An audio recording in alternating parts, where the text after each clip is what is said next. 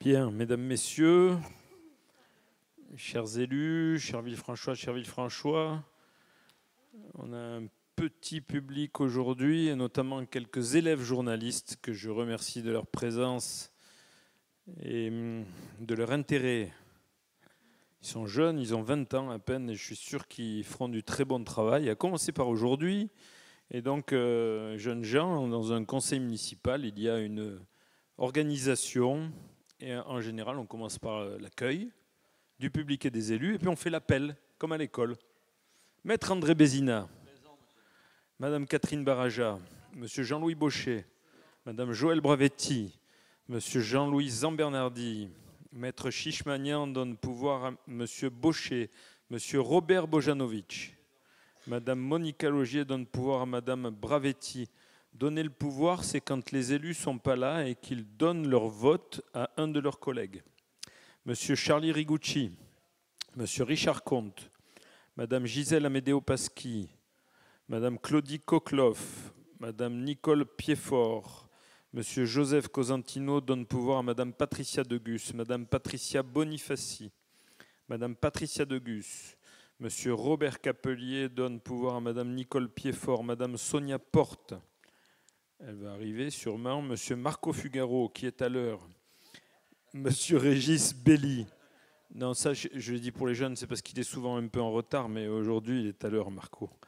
Monsieur Régis Belli, Monsieur Johan Guigaud me donne procuration, Maître Eva Scolari est en cours de route, Madame Caroline Beuil est parmi nous, Monsieur Xavier Lagache est absent, excusé, Madame Gisèle Marchessou est avec nous, Monsieur Frédéric Ledeux est absent, excusé, Monsieur Alain Curti donne pouvoir à Madame Marchessou et Monsieur Marza donne pouvoir à Monsieur Belli.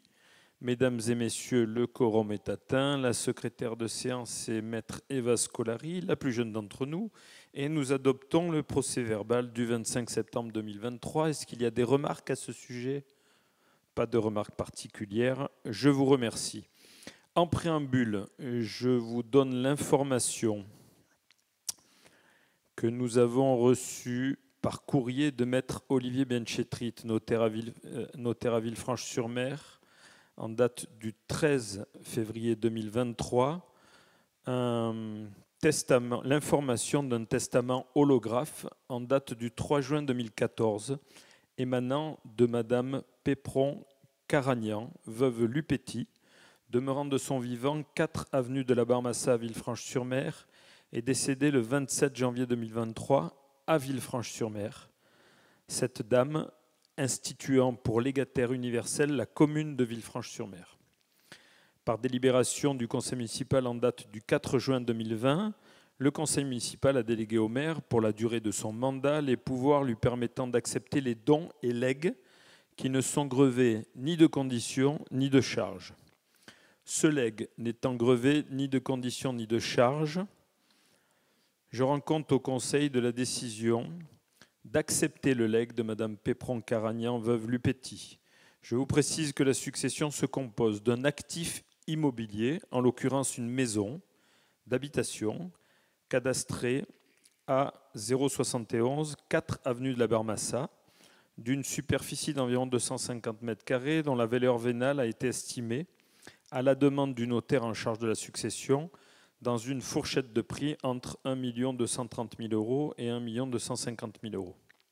Mais aussi d'un actif mobilier et bancaire, compte ouvert auprès de la Société Générale de 10 333,34 €. Nous souhaitons rendre hommage à Madame Lupetti pour sa générosité qui montre son fort attachement à Villefranche. Nous avons appris d'ailleurs que cette maison a été construite par son papa et qu'elle avait une grande valeur sentimentale pour cette dame, veuve sans enfant ni famille proche. Aucune décision n'a été à ce jour actée quant au devenir de ce bien. Nous y réfléchissons et bien sûr, nous en informerons le conseil municipal et la population. Madame Pépron-Caragnan, veuve Lupetti, est une dame très discrète et qui habitait juste à côté de chez ma maman. Et je souhaite vraiment que la commune lui rende un hommage sincère. Merci. Nous passons au point numéro 1 à l'ordre du jour. Il s'agit de la demande d'adhésion de la commune de Tourette-du-Château à la métropole Nice-Côte d'Azur par délibération du conseil municipal du 2 septembre 2023 de la commune de Tourette-du-Château, qui était jointe à votre ordre du jour. Cette commune a demandé son retrait de la communauté de communes Alpes d'Azur et son adhésion à la métropole Nice-Côte d'Azur. Par délibération du 25 septembre 2023, le Conseil métropolitain a approuvé l'adhésion de Tourette-du-Château à la métropole Nice-Côte d'Azur. La métropole a notifié à la commune de Villefranche la décision du Conseil métropolitain, accompagnée de la délibération du Conseil municipal du 2 septembre 2023 de la commune de Tourette-du-Château et de l'étude d'impact réalisée par cette même commune. À compter de cette date de notification, notre Conseil municipal dispose d'un délai de 3 mois pour se prononcer sur l'adhésion de la commune de Tourette-du-Château à la métropole Nice-Côte d'Azur. Je vous propose donc, mes chers collègues, de bien vouloir approuver l'adhésion de la commune de Tourette-du-Château à la métropole et m'autoriser à accomplir toutes les formalités nécessaires et à signer toutes les pièces consécutives à l'exécution de la délibération. Est-ce qu'il y a des questions particulières sur cette demande d'adhésion de la commune de Tourette-du-Château à la métropole et sur notre approbation?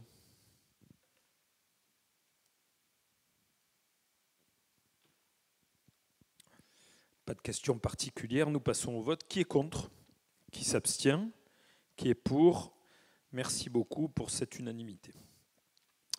Nous passons au point suivant, qui est le point principal de cette séance du Conseil municipal, même si il y a d'autres points très importants, et en particulier tous nos séjours en classe verte, en classe de neige, pour lesquels Joël Bravetti est redescendu de la montagne en faisant un grand détour parce que la route était coupée. Et donc on peut la remercier. Ça va, Joël? Attention parce que tu es rentré, il va faire nuit. Hein. On a changé d'heure, donc tu restes à la maison à Villefranche, c'est mieux.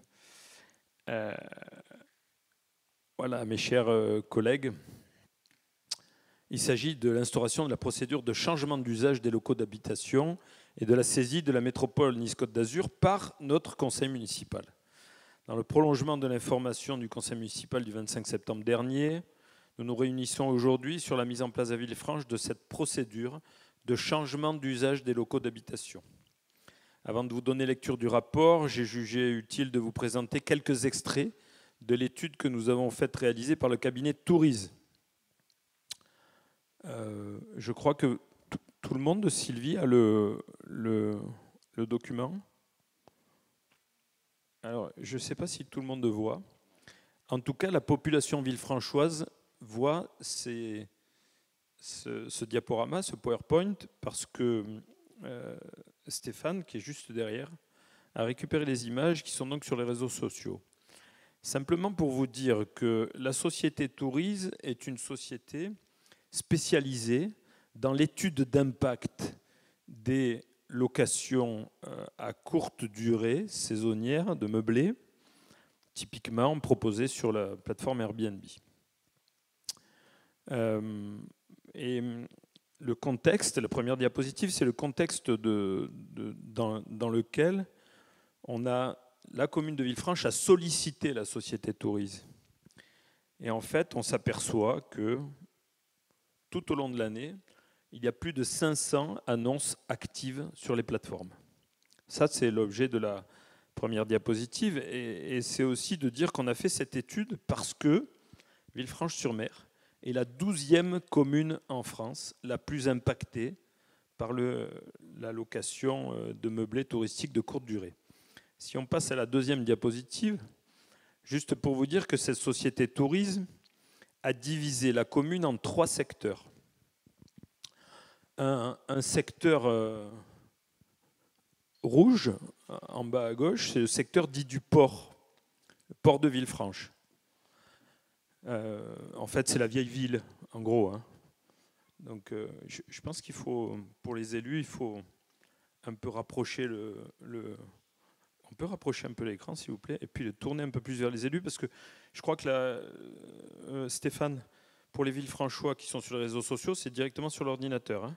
Donc nous, on peut se rapprocher là. On est d'accord? Venez, Patrice. Voilà. Parce que sinon, les élus, ils ne voient pas bien. Non, mais c'est vrai. Vous voyez là ou pas tout à fait? Vous êtes un peu loin? Vous voyez, c'est pour ça, Sylvie, que finalement, ce matin, en me levant, il m'est venu l'idée que ça aurait peut-être été mieux d'être dans la salle des mariages, vu qu'il y avait pas mal d'absents aujourd'hui au Conseil. Donc, vous voyez, il y a un premier secteur, c'est le secteur du port. Donc, c'est toute la vieille ville. Il y a un deuxième secteur que la société Tourise a appelé secteur du col de Villefranche. En gros, c'est autour de la moyenne corniche. Et il y a un troisième très grand secteur, c'est le Mont-Leuze.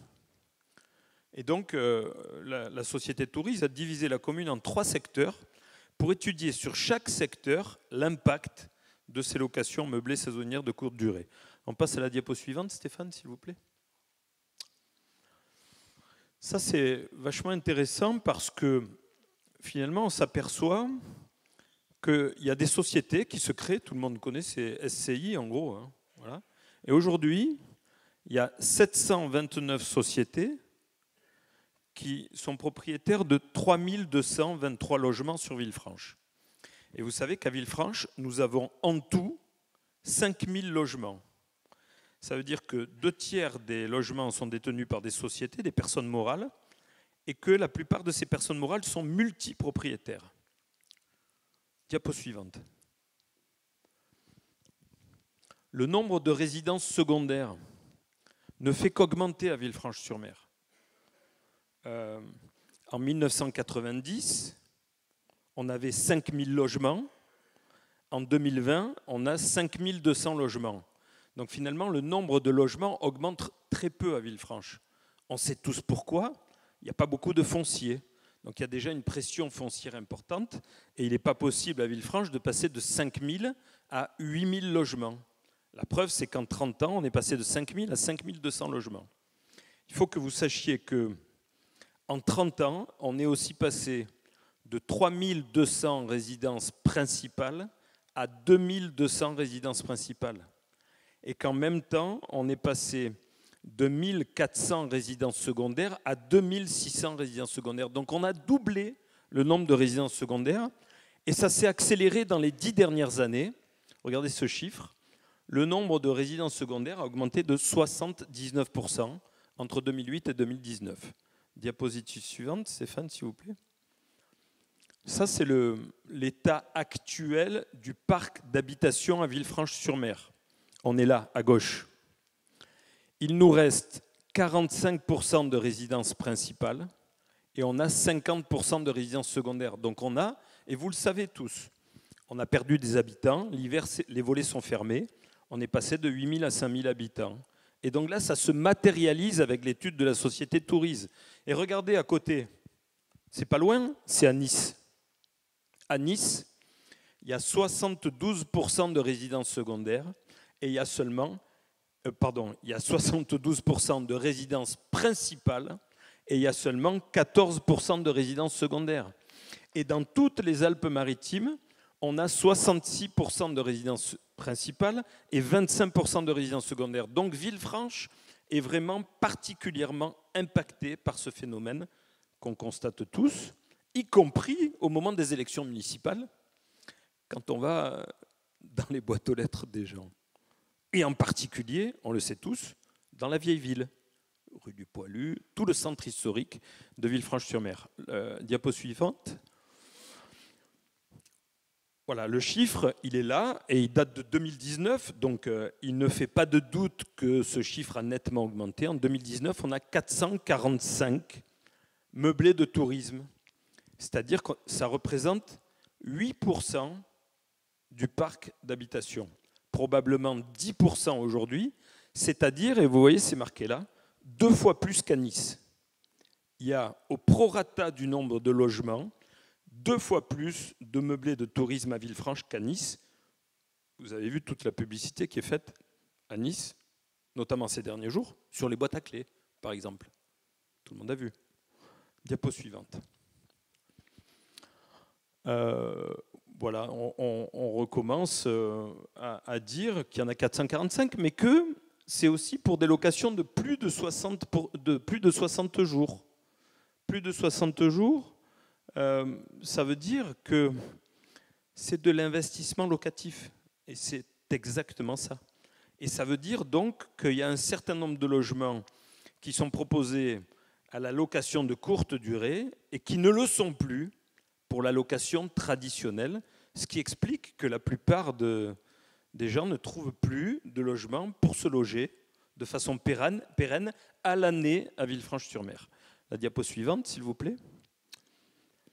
Ça, c'est juste la rentabilité, mais on va passer parce que ce n'est pas le point le plus important. Mais pour vous dire quand même que ce type de logement rapporte 6 fois plus qu'une location traditionnelle à l'année. Le point suivant. Alors l'évolution en fonction des quartiers. On a parlé tout à l'heure du quartier du Port, c'est la vieille ville. On a parlé du quartier de la Moyenne Corniche, le col de Villefranche et du Montleuze. Elle est très, très explicite. La plus forte évolution, c'est dans le quartier du Port. C'est la vieille ville. C'est là que ça a augmenté de 63% sur les 10 dernières années. Diapositive suivante. Et c'est dans le quartier du Port que, logiquement, il y a le plus grand nombre de logements qui sont proposés pour la location de courte durée. Il y en a plus de 50%. Ça veut dire que sur les 445 logements proposés, il y en a plus de 200 qui sont proposés dans la vieille ville. La diapo suivante. Vous voyez, ça, c'est les chiffres. Là, vous êtes dans le quartier du Port. Il y a 2000 logements. Il y a 228 logements qui sont proposés en Airbnb. Dans le quartier, là-haut, de la Moyenne Corniche, il y a 2000 logements et il y a 151 logements qui sont proposés sur la plateforme. Et dans le quartier du Montleuze, qui inclut notamment la zone qui va sur Beaulieu, donc le quartier des Serres, vous voyez qu'on a 1000 logements. C'est un peu logique, c'est un quartier de villas essentiellement, même si ça inclut quand même les immeubles des Marinières, par exemple. Et vous avez 66 logements proposés en Airbnb. Diapo suivante. Les durées de séjour, logiquement, les durées de séjour, elles sont de moins de 7 jours pour 90% des gens qui viennent dans ces logements. Et il y a même plus de 50% des séjours qui sont inférieurs à 3 jours, uniquement pour le week-end. La diapo suivante. Bon, ça, c'est simplement pour vous dire qu'il y a un profil différent en fonction des 3 quartiers, mais ça, on le sait très bien. Dans le vieux Villefranche, il y a essentiellement des petits appartements. Dans la zone du Col, il y a des copropriétés, c'est une zone un peu résidentielle. Et puis au Montleuze, c'est essentiellement des villas. Je crois qu'on a fini les diapositives, c'est bien ça? Voilà, donc ça, c'est le petit résumé que je voulais vous faire de l'étude qu'on a commandée pour la société Tourise, qui montre bien qu'il y a un impact très important de ce type de location pour la commune de Villefranche-sur-Mer. Et donc, la conclusion de cette étude, ça a été que la réglementation qu'on propose aujourd'hui, la réglementation sur le changement d'usage, et qui soumet à une autorisation préalable la mise en location d'un logement, c'est-à-dire que vous voulez mettre en location de courte durée un logement, vous devez demander une autorisation préalable. Ça a semblé que c'était le seul outil qui permettrait d'encadrer, pas d'interdire, d'encadrer, de réglementer l'implantation des meublés touristiques sur le territoire de Villefranche-sur-Mer. Alors on a un rapport, je ne vais pas vous le relire parce que je l'avais lu longuement déjà au dernier conseil municipal, mais juste vous en rappeler quelques extraits. Cette procédure du changement d'usage s'appuie sur le code de la construction et de l'habitation. Le changement d'usage, c'est l'acte de transformer un local destiné à l'habitation au profit d'un autre usage, commerce, bureau, location de meublés de courte durée, considéré comme de l'activité commerciale. Et puis il y a aussi les procédures de déclaration et d'enregistrement des meublés de tourisme qui sont, eux, fixés par le Code du tourisme.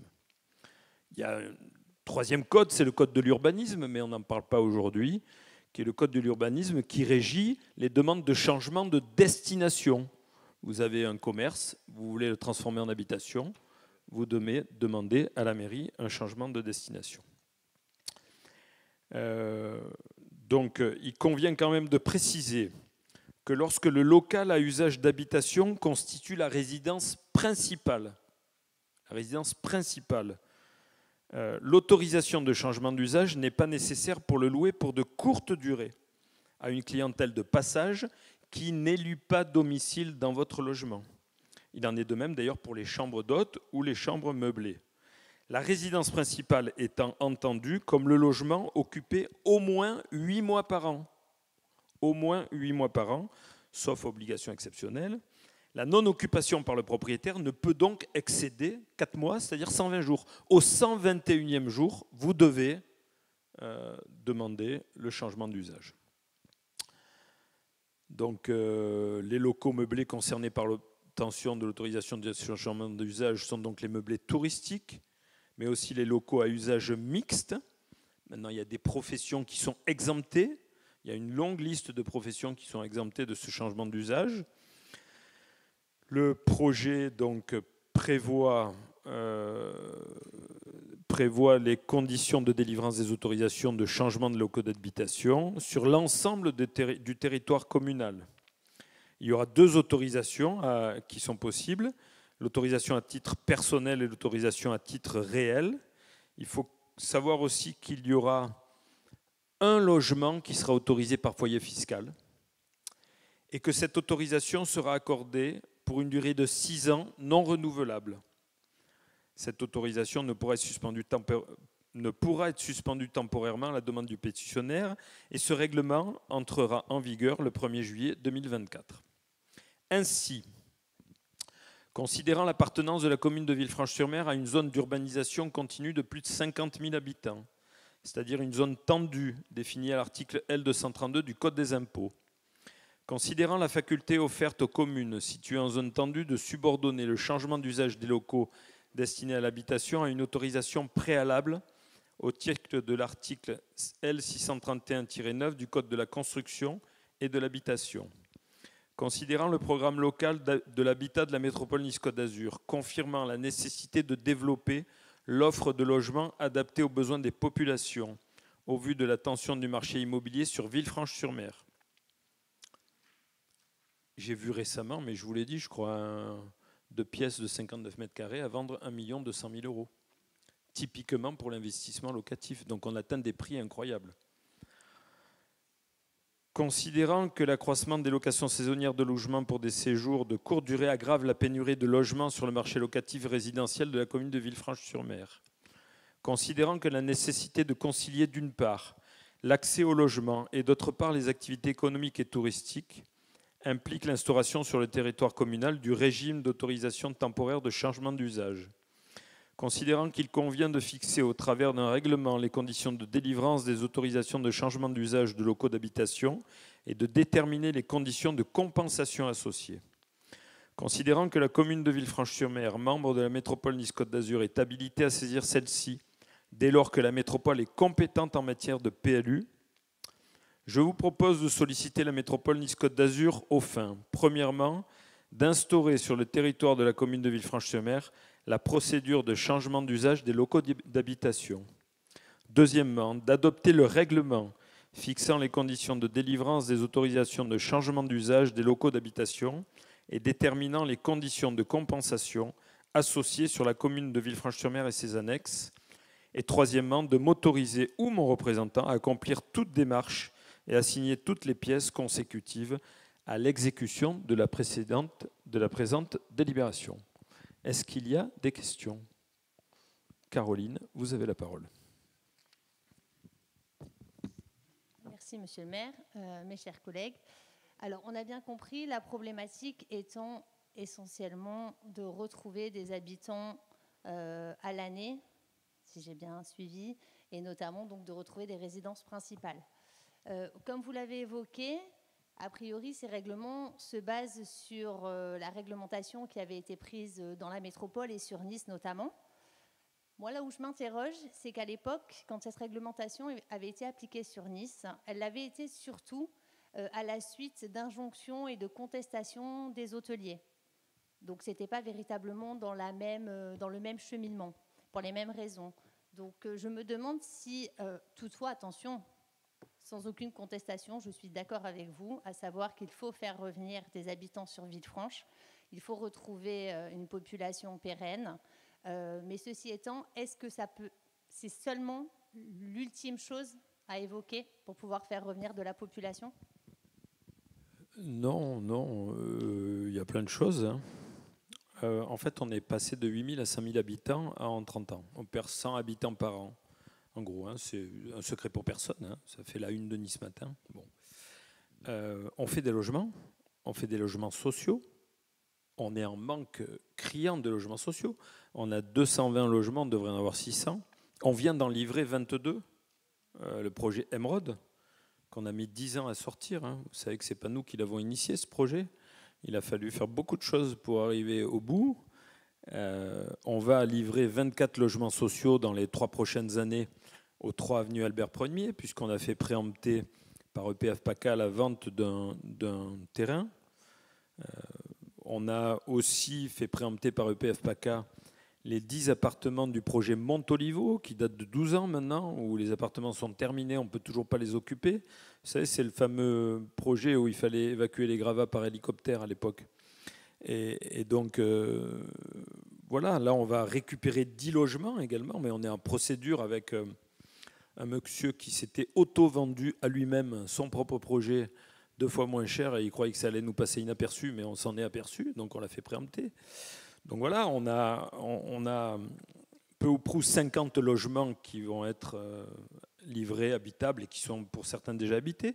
Il y a un projet sur les établissements Durand de 50 logements, et on bataille pour essayer de faire en sorte que l'hôtel Baïa devienne un jour un local d'habitation, où on autorisera d'ailleurs un changement de destination, hein, puisque c'était un hôtel.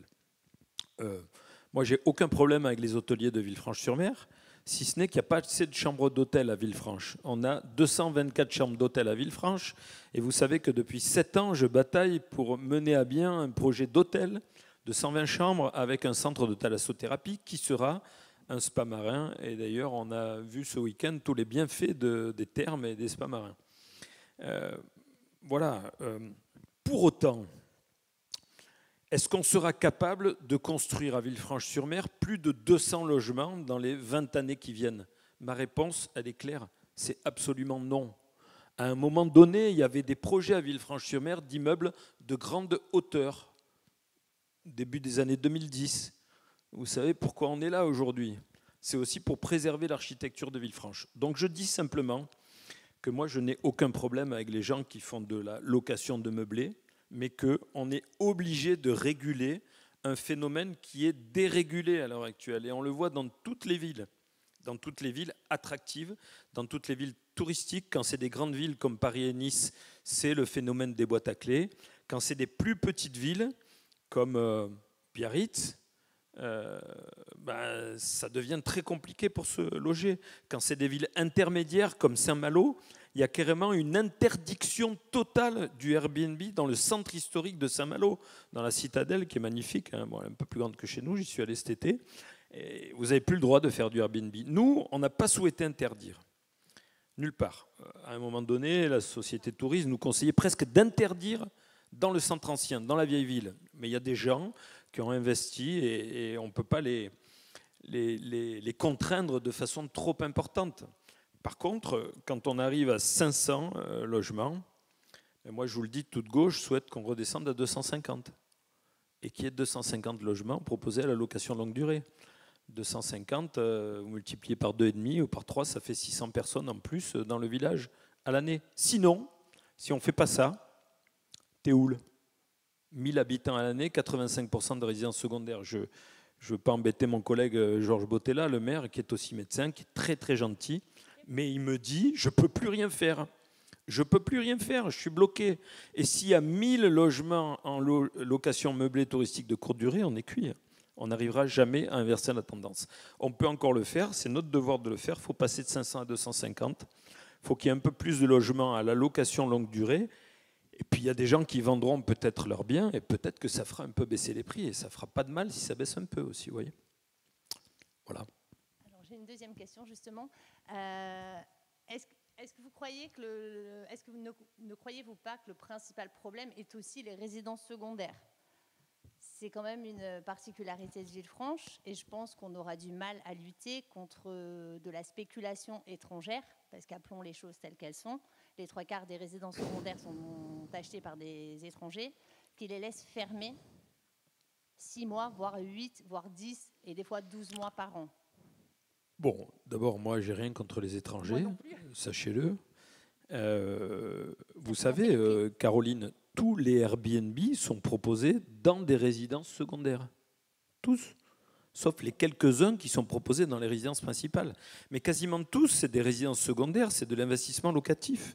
Et donc, voilà, la résidence secondaire, elle va rester secondaire, mais s'il y a une location de longue durée, à l'année, on aura des habitants à l'année à Villefranche-sur-Mer. Moi, voilà, je peux vous dire un truc, c'est que pour le fameux hôtel là, qu'on va signer un jour prochain, où on va signer la promesse de vente. Vous savez bien que quand on signe une promesse de vente, c'est pas encore gagné. Hein. Voilà. Il faut encore qu'il n'y ait pas de recours, notamment de l'opposition municipale, qui vous empêche de faire un projet. Mais je sais que ça ne sera pas votre idée du tout. Monsieur le maire, on est entre nous. Monsieur Mongiapon n'est plus là. Oui, je tiens à le préciser. Non, mais je sais très bien que tout le monde est d'accord sur ce projet et que c'est à moi d'y arriver. Il n'y a personne qui essaye de m'en empêcher. Si j'y arrive pas, ça sera mon unique responsabilité et j'en prends acte aujourd'hui. Vous voyez. Ce que je veux dire, c'est que sur cet hôtel, on m'a proposé des fonds étrangers. Je les ai refusés tout de suite. Je peux vous dire. Voilà. Donc l'investisseur de cet hôtel, il sera français. Et j'en serai très heureux. Voilà, je pense que c'est notre devoir de faire ça. Je comprends vos questions. Je sais que vous allez voter pour en plus. Hein. Donc, enfin, je crois avoir compris. Hein. Jusqu'à la dernière minute. Non, ceci étant, encore deux petites choses. Oui. Vous aviez une question, puis deux, puis quatre, hein, c'est ça? Non, mais en fin de compte, j'attends que vous répondiez pour qu'on puisse avancer sereinement. Non, mais alors je vais conclure. Alors après, Caroline, après la question, je conclurai, s'il vous plaît. Donc je vais poser les deux en une. Ceci étant, comment vous comptez lutter? Puisqu'on sait qu'aujourd'hui, il y a des résidences Je vous réponds tout de suite. On va mettre en place un service de contrôle. D'accord. On va contrôler nous-mêmes. Et deuxièmement, la réglementation, puisque j'ai vu que vous faisiez allusion à la date de 1970, hein, toutes les sociétés immobilières aujourd'hui qui ont été créées il y a déjà de nombreuses années, est-ce que le règlement sera rétroactif ou pas? Il sera applicable. Le règlement sera applicable pour tout le monde. Donc, mais il sera applicable pour tout le monde. Voilà, le système de compensation s'appliquera aussi. Ouais, pour tout le monde. Voilà, est-ce qu'il y a des questions complémentaires? Pas de questions? On passe au vote. Qui est contre? Qui s'abstient? Qui est pour? C'est l'unanimité. Merci beaucoup pour cette unanimité. Alors, on va passer au point numéro 3. Il s'agit de la gestion en flux des réservations de logements sociaux. La réforme des attributions de logements issues de la loi pour l'accès au logement et un urbanisme rénové, ALUR, et la loi portant évolution du logement, de l'aménagement et du numérique, ELAN, prévoit le passage d'une gestion en stock à une gestion en flux des réservations de logements sociaux. La gestion en flux est une nouvelle méthode de répartition des logements libérés qui rompt le lien entre un logement physiquement identifié et le contingent de réservation. La gestion en flux des réservations de logements locatifs sociaux vise à apporter plus de fluidité dans le parc social. Les enjeux et les objectifs qui en découlent sont les suivants. Maintenir les prérogatives des réservataires, garantir la mixité sociale, s'assurer du bon fonctionnement du parc social dans les communes, optimiser l'adéquation entre l'offre et la demande, favoriser les parcours résidentiels. La gestion en flux s'exerce par bailleur et par réservataire et se traduit par une convention bilatérale d'une durée de 3 ans conclue entre chaque bailleur et chaque réservataire de logements sociaux, selon les termes du projet de délibération qui était joint en annexe de votre ordre du jour. Aussi, je vous propose de bien vouloir approuver le passage à la gestion en flux des réservations de logements sociaux, approuver les conventions bilatérales de gestion en flux des réservations de logements sociaux entre la commune et les bailleurs sociaux, qui étaient jointes en annexe à votre ordre du jour, à savoir la convention de gestion en flux des réservations de logements sociaux entre la commune de Villefranche et le bailleur CDC Habitat. Il s'agit du parc de Rochambeau, où nous avons 100% des 54 logements sociaux qui nous est réservé. Donc, tous les Les gens qui habitent dans les logements sociaux de Rochambeau sont proposés par la commune de Villefranche. Et ça, je dois dire que c'est quelque chose qui a été mis en place par M. Grogoja avant que nous soyons élus. Et je veux lui rendre hommage pour ça. Nous avons également une convention de gestion en flux des réservations de logements sociaux entre la commune de Villefranche-sur-Mer et le bailleur 3F. Il s'agit de la Villa Betty, où nous avons 4 logements sur 5 qui nous est réservé. Et il s'agit de la convention de gestion en flux des réservations de logements sociaux entre la commune de Villefranche et le bailleur Inlipaka, c'est l'ex-Parloniam, qui a construit les logements de la Barmassa, où nous avons 26 logements sur 62 qui nous sont réservés, et de m'autoriser, où mon représentant a engagé l'ensemble des actions et a signé tout document nécessaire à la bonne exécution de la présente délibération. Est-ce qu'il y a des questions ? Pas de questions, merci beaucoup. Qui est contre ? Qui s'abstient ? Qui est pour ? Merci. Nous passons à la délibération numéro 4. Il s'agit de l'actualisation de la grille tarifaire de location des espaces appartenant à la commune de Villefranche-sur-Mer. Nous avions eu une première délibération du 28 mai 2014, une deuxième délibération du 27 mai 2015 et une troisième délibération du 9 décembre 2015, et enfin une délibération en date du 17 mai 2021. Afin de procéder à l'actualisation de toutes ces délibérations, je vous propose d'adopter la grille tarifaire dont le projet était joint en annexe de votre ordre du jour, en précisant en rouge les modifications apportées à la grille existante. Dans la rubrique « Salle », suite aux travaux de restructuration et de réhabilitation du gymnase Les Glacis, il est proposé de ne plus louer la grande salle du gymnase. L'actualisation des tarifs concerne la petite salle du gymnase, la salle du gymnase du Col. Il est précisé que l'heure limite de fin de soirée est fixée à 0h30 avec possibilité de dérogation à 1h30. En raison des travaux de réhabilitation de la citadelle, 2 espaces sont pour l'instant retirés de la location, le mur d'escalade et le mur de rappel. Dans la rubrique matériel, il y a une modification de la liste de matériel disponible à la location, étant précisé que le matériel sera soumis à une caution. Et dans la rubrique frais de personnel, il y a l'ajout d'un tarif de l'astreinte électrique de sécurité dans le cadre de la location de l'auditorium de la citadelle.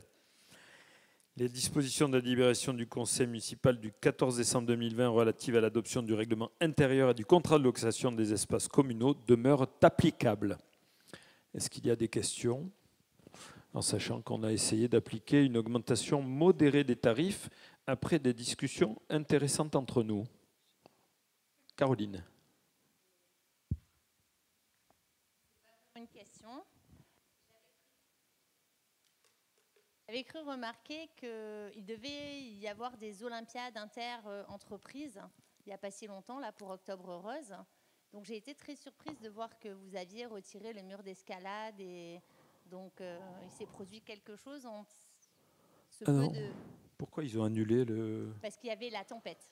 Ah voilà, c'est une tempête. Alors, vous savez, quand il y a une tempête, faire du sport en plein air, c'est plus compliqué. Oui. Non, mais le mur d'escalade était dédié à une des activités, notamment le rappel. Oui, je blague. Donc comme la... Monsieur Zambernardi, pourquoi on ne loue plus le mur d'escalade, s'il vous plaît ? Non, disons, changement de décision en si peu de temps. Est-ce qu'il y a eu quelque chose ? Non, il n'y a rien eu. Il y a tout simplement, monsieur le maire, il y a tout simplement des travaux actuellement de rénovation de la citadelle. Donc c'est un secteur qui va être en travaux. C'est un phasage de travaux, en fait. Voilà. Il va y avoir des travaux bientôt. Dans peu de temps. Voilà pourquoi le mur d'escalade n'est pas disponible, mais il ne sera plus disponible parce qu'une fois qu'on aura fait la couleur des remparts de la citadelle, il n'est pas question, vu que c'est de la chaux, que des gens puissent descendre en rappel sur les remparts, parce qu'après ça laisserait des traces. Donc c'est pour ça que le mur d'escalade a été retiré des activités possibles sur la citadelle. J'avais bien vu, parce que ce qui m'avait interpellée dans cette manifestation, c'était justement de pouvoir descendre en rappel sur le mur d'escalade. Oui, mais ça se fait depuis longtemps de faire ça. On fait des... Il y a des... Non, je vous assure, il y a depuis longtemps, depuis 10 ans, peut-être même plus, où il y a des entreprises qui font des séminaires de la cohésion. Et donc, pour faire bien de la cohésion, ils descendent en rappel le mur d'escalade. Je vous assure, des gens qui ne l'ont jamais fait en plus. citadelle soit classée monument historique. Ben, c'est bien, non? C'est pas... Pourquoi? Ah, faire de l'escalade sur un... J'ai compris, mais M. Zambernardi, vous savez, il dit souvent non. Hein. Allez, on passe au point suivant. Je passe la parole à quelqu'un d'autre qui dit non assez souvent, c'est M. Baucher. Et... Allez-y, M. Baucher. Est-ce que vous voulez bien nous parler du contrat de prestation de service pour la gestion de la divagation des carnivores domestiques sur le domaine public et la gestion de la fourrière animale? M. Baucher. Non, mais il s'améliore, je vous assure. Hein. Il a beaucoup progressé depuis 9 ans. Ouais, il dit non une fois sur deux. Ah, pardon, excusez-moi, M. Baucher, j'ai oublié de faire voter. Donc, Caroline, vous êtes contre, hein, c'est bien ça? Pas du tout, d'accord. Alors, qui est contre?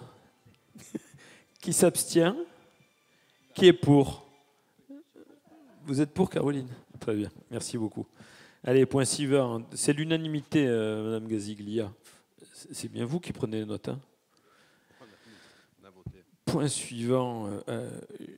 Monsieur Baucher, vous avez la parole. Merci, Monsieur le maire. Mes chers collègues, les dispositions combinées du Code général des collectivités territoriales et du Code rural et suivants font obligation aux communes, quelle que soit leur taille, de disposer d'une fourrière animale destinée à la garde des animaux domestiques, trouvés, errants ou en état de divagation. Un lieu de dépôt doit être désigné par la commune concernant les animaux d'espèces sauvages, apprivoisés ou errants ou en état de divagation sur le territoire de la commune. En l'absence de structure communale ou intercommunale, la capture de ces animaux et leur garde peuvent être confiées à une entreprise spécialisée. Dans ce cadre, je vous propose de décider la passation d'un contrat de prestation de services avec la SAS CAPA, Société d'assistance pour le contrôle des populations animales, portant notamment sur la capture 24 heures sur 24 des animaux captifs ou errants, la garde sociale animaux, chiens et chats dont les maîtres sont hospitalisés, décédés, pour une durée de 8 jours ouvrables et sur demande du maire. L'enlèvement des animaux morts dont le poids n'excède pas 40 kg. L'exploitation de la fourrière animale, les frais de garde des animaux durant les délais légaux, c'est 8 jours, la cession des animaux à une association de protection animale signataire de la charte éthique avec les délais légaux obligatoires, la prise en charge des animaux blessés sur la voie publique et des frais conservatoires, la prise en charge des animaux de compagnie en cas de crise mettant en jeu la sécurité des personnes et nécessitant une évacuation de la population dans le cadre du plan communal de sauvegarde, dans la limite de l'accueil des structures concernées. Le contrat serait conclu à compter du 1er janvier 2024 pour une durée d'1 an, reconductible tacitement 3 fois, sans pouvoir excéder 4 ans. Le prix est fixé à 1,479 € hors taxe par habitant, soit par an 7 459,72 € et sera révisé annuellement. Je vous demande d'autoriser, Monsieur le maire, à signer le dit contrat dans le projet étant joint en annexe de l'ordre du jour.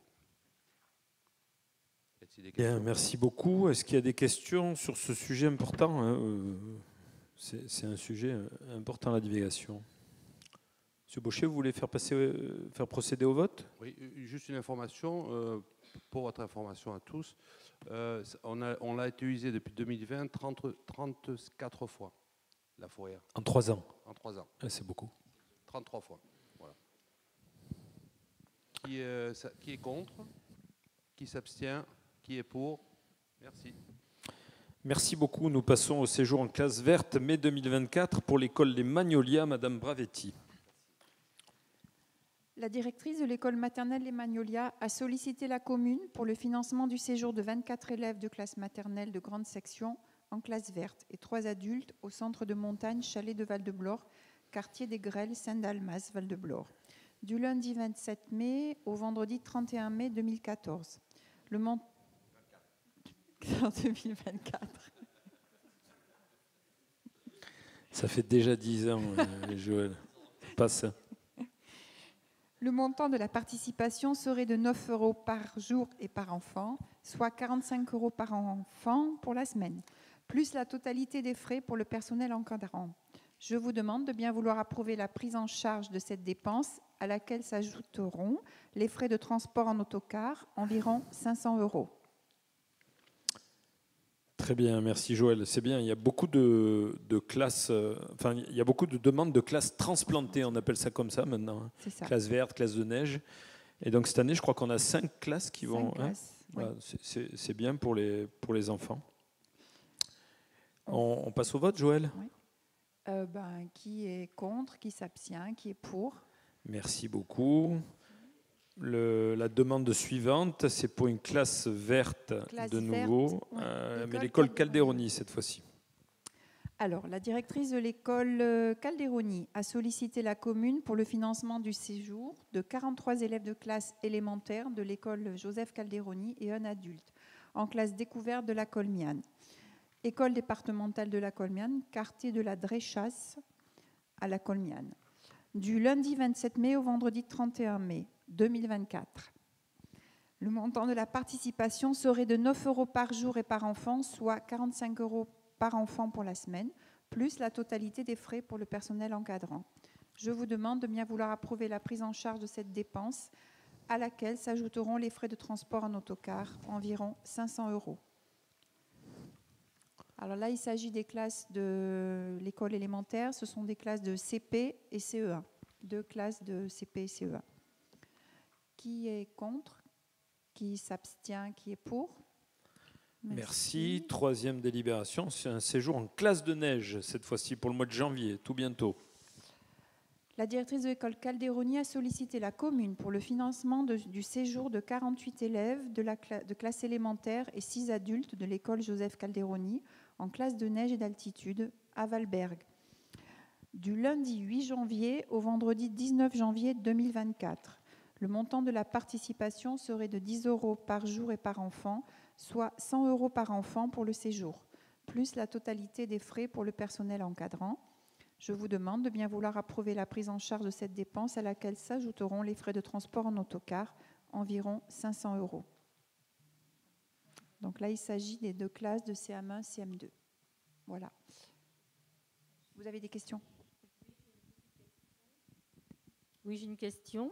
Est-ce que vous avez évalué la totalité des frais inhérents à ces 3 séjours, c'est-à-dire la maternelle et 2 classes? La participation de la commune? La participation de la commune, oui. 11 185 €. Et ces 11 000 € comprennent également les séjours du personnel? Oui, bien sûr.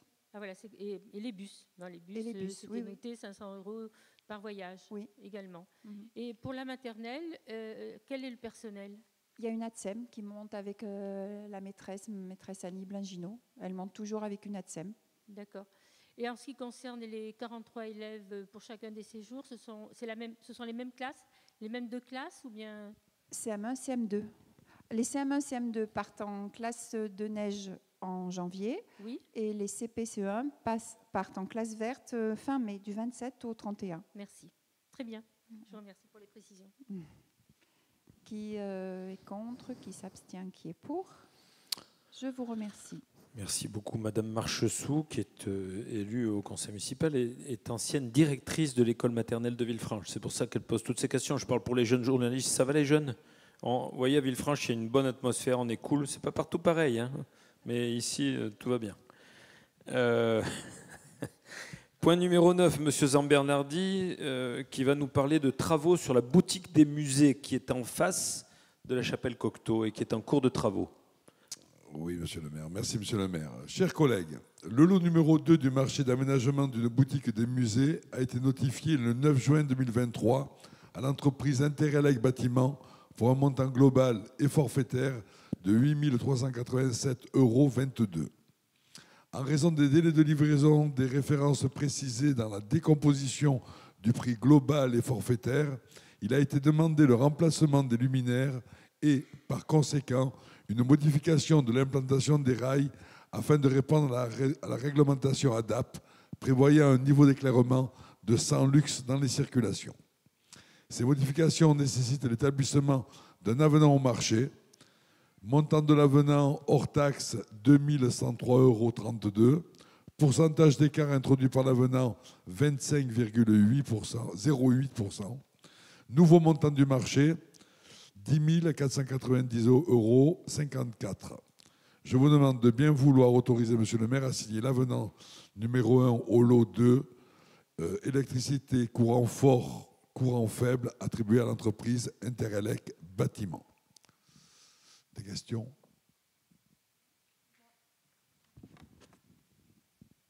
Oui, Caroline, vous avez la parole.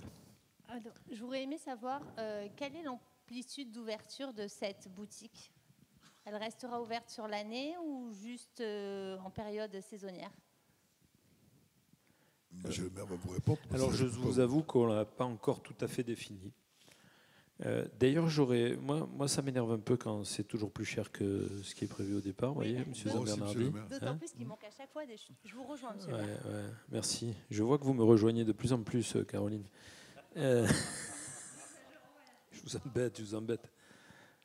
Normalement, elle est dans l'opposition, hein, madame, vous avez compris. Non, mais c'est une blague entre nous. Donc, mais combien ça coûte en tout, monsieur Zambernardi? Écoutez, je n'ai pas le prix. Monsieur Racano. C'est monsieur Caruso qui connaît, c'est lui les Monsieur finances. Caruso, on est dans les 80 000 euros. 80 000 euros. Enfin, 80 000 euros. Vous voyez, il faut quand même savoir. Voilà, on n'a pas encore exactement défini les horaires d'ouverture, les jours d'ouverture et les périodicités, si ça va être toute l'année ou plutôt 6 à 9 mois par an. Bon, voilà. En tout cas, c'est une boutique des musées. Il me semble que c'est quelque chose qui est utile pour la commune, où on va vendre des objets, en particulier des objets de qualité, des livres de qualité aussi, comme par exemple le livre des escaliers de Villefranche. Et je souhaite que cette boutique soit finie le plus rapidement possible. Ça sera fini quand, monsieur Zambernardi, vous qui êtes le maître des horloges sur les travaux? Alors écoutez, si ça continue comme ça, je pense que l'été prochain, cette boutique pourra fonctionner normalement. Très bien. Voilà. Alors là, vous n'êtes pas content quand ça coûte plus cher? Moi non plus. Le problème, c'est qu'à un moment donné, il faut s'adapter à certaines normes. Et la norme ADAP nous contraint tout simplement à avoir un éclairage beaucoup plus important pour être dans les normes. Et c'est une boutique qui est remise à neuf. On ne peut pas se passer là-dessus. On ne peut pas ne pas respecter cette norme. Bien sûr. Vous vouliez ajouter un complément d'information ou de questions, Caroline? Non, je disais que comme lors du gymnase, il me semblerait logique qu'on puisse avoir une vue sur le long terme et que les entreprises se projettent jusqu'à la fin des travaux et donc on n'ait pas des surcoûts en cours de route qui arrivent. Voilà. Parce que je pense que les normes n'ont pas changé en si peu de temps peut-être. Non mais vous avez raison. Hein. Moi, quand ça coûte 3,5 millions, je souhaite que ça coûte 3,5 millions et pas 4,5 millions.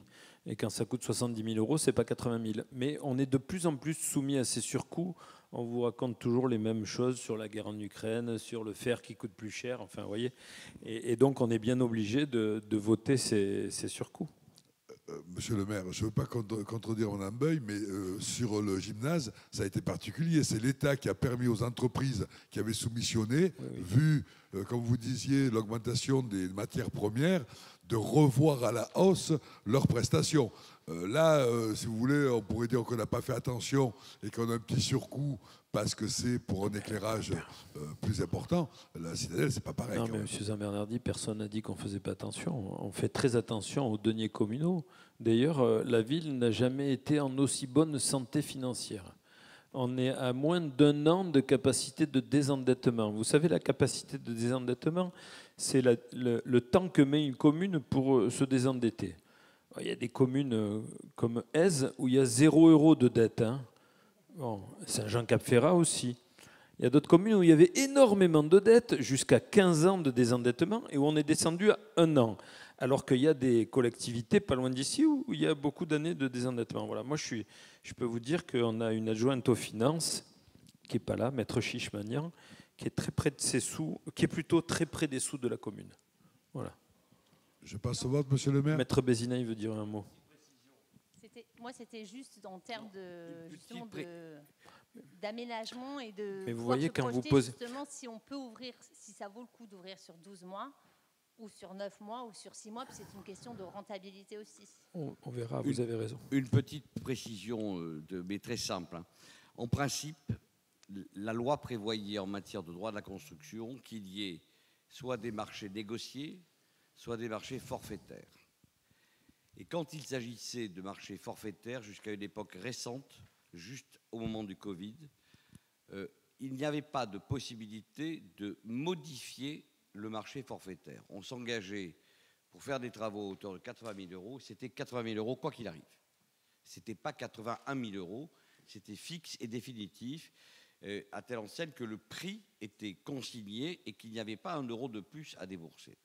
De plus en plus, la loi, depuis quelques années, a adopté des modifications et des exceptions, mais surtout depuis le Covid, on a estimé que les prestataires de services qui interviennent n'étaient pas responsables forcément des délais de livraison de matériaux et autre chose. Et donc, dans tous les dossiers, et nous aurons, M. Zambernardi, tous les dossiers comme ça, il y aura des clauses adaptatives, on appelle ça comme ça en droit, des clauses adaptatives qui vont permettre effectivement à ces entreprises de majorer un peu les prix. Donc moi, je ne veux pas être l'oiseau de mauvaise augure, mais attendons-nous, monsieur le maire, à chaque fois qu'on aura des travaux, à ce qu'il y ait cette augmentation. Il ne m'écoute pas. Cette augmentation, à ce qu'il y ait cette augmentation dans les factures définitives de ces entreprises. Pourquoi ? Parce que la loi l'autorise maintenant, elle ne l'autorisait pas. Et je ne dis pas que les entreprises sont engouffrées là-dedans, mais malheureusement, les motifs qu'elles allèguent sont des motifs reconnus par la jurisprudence aujourd'hui. Maître Bézina, j'ai parfaitement entendu chacun de vos mots et j'ai parfaitement compris votre intervention. Et je vous remercie de préciser ces points qui sont extrêmement pertinents. On passe au vote. On passe au vote. Qui est contre? Qui s'abstient? Merci.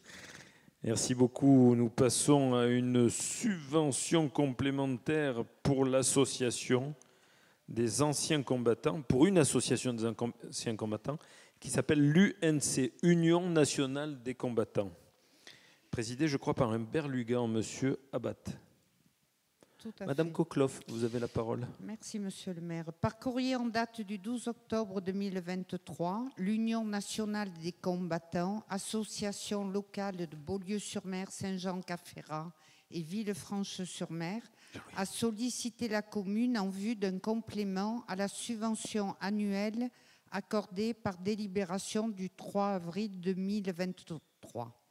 L'aide complémentaire demandée s'élève à 250 € et est destinée à la représentation et au dépôt de gerbes lors des manifestations patriotiques.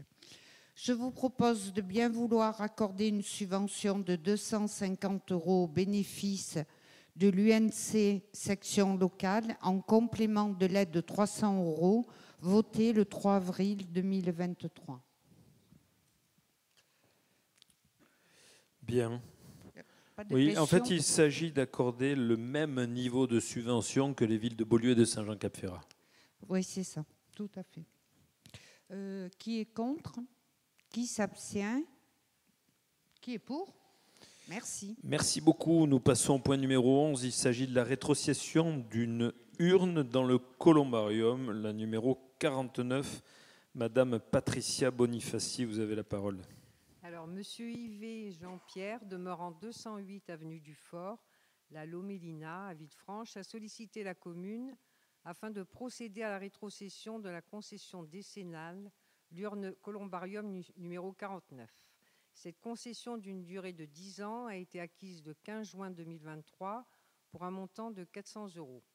Concomitamment, M. Jean-Pierre Yvet a souhaité acquérir une concession case décennale au prix de 838,47 € afin d'y inhumer les urnes de membres de sa famille. De ce fait, il libérerait l'urne columbarium le 14 novembre 2023, soit 114 mois avant la date d'expiration de la concession, prévue le 14 juin 2033. Aussi, il conviendra de procéder au remboursement de la somme de 380 € correspondant à la rétrocession de la case columbarium numéro 49. Je vous propose de bien vouloir accepter la rétrocession de cette concession aux conditions ci-dessus. Est-ce que vous avez des questions? Qui est contre?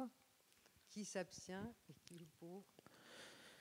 Merci beaucoup, merci Patricia. Demain, nous aurons la bénédiction des tombes au cimetière à 15 h. Jeudi, une conférence de la science pour tous, le cerveau dans tous les sens. Samedi, sur la place Amélie Polonais, un Halloween de l'association des parents d'élèves. Dimanche, le vide-grenier du comité des fêtes sur le parking des Marinières. Jeudi 9 novembre, une séance de cinéma Downtown Abbey pour les seniors de Villefranche. Le vendredi 10 novembre, un concert par le groupe Olivula, la vie parisienne. Samedi 11 novembre, je vous engage, mes chers collègues élus, à être tous à mes côtés pour la commémoration de l'armistice du 11 novembre 2018, à 9h30 au cimetière, à 10h au monument aux morts. Samedi 11 novembre, Cita dell'Art. Mardi 14 novembre, une conférence de Luvia au ventre de Naples, l'obscur vertige de la lumière, Caravage, Ribera et Ernest Pignon-Ernest. Jeudi 16 novembre, un atelier numérique à l'espace France Service. Mardi 21 novembre, conférence de Luvia, la Reconquista. Mardi 21 novembre, une séance de cinéma Mascarade pour les seniors. Vendredi 24 novembre, un atelier numérique sur le stockage et le transfert de photos à l'espace France Service. Mardi 28 novembre, une conférence de Luvia sur Chopin. En décembre, le vendredi 1er, une projection de cinéma par les anciens élèves. Le samedi 2, une animation au marché de Noël et une parade de Noël. Le mardi 5 décembre, la journée nationale d'hommage aux morts pour la France pendant les guerres d'Algérie, du Maroc et de la Tunisie. Mardi 5 décembre, une conférence de Luvia de l'Ancien Régime à la République. Jeudi 7 décembre, une conférence Science pour tous, la Voie lactée. Samedi 9 décembre, l'animation de Noël au marché et le concert de Noël du Sivom. Nous aurons, mes chers collègues, un conseil municipal avant la fin de l'année. Je vous remercie, je vous souhaite un bon mois de novembre, une belle soirée et je vous dis à bientôt. Merci beaucoup.